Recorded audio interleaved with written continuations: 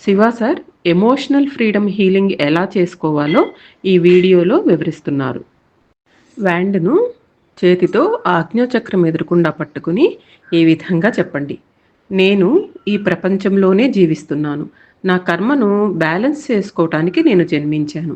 నాకు నా తల్లి తండ్రి ఉన్నారు. ఈరోజు నాకు ఉన్న ప్రతి దానికి నా తండ్రికి తల్లికి కృతజ్ఞతలు.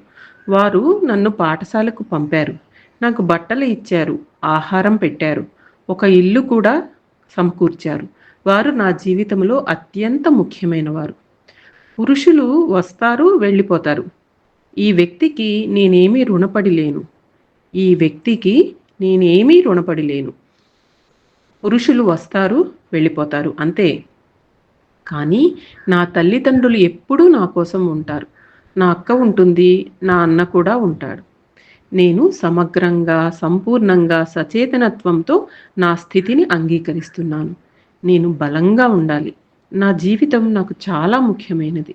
భగవంతుడు నాకు ఈ జీవితాన్ని ఇచ్చాడు.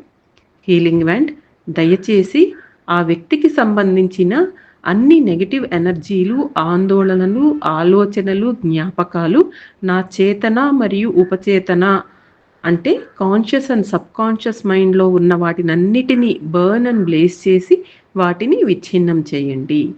వ్యాండ్తో తిప్పండి. 1 2 3 ఆపండి.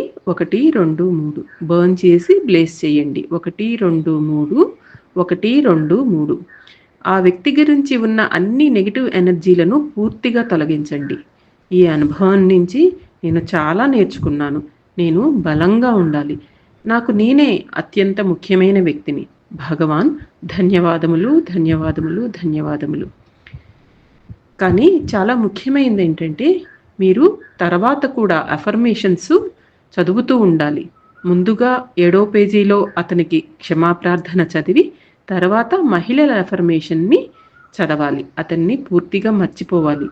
ఇదే ఎమోషనల్ ఫ్రీడమ్ హీలింగ్ చేసే విధానం. మనలో ఉన్న అన్ని ఆలోచనలు అంటే చేతన, ఉపచేతన మనసుల్లో ఉన్న అన్ని భావోద్వేగాలను బర్న్ చేసి బ్లేస్ చేసే విధానము.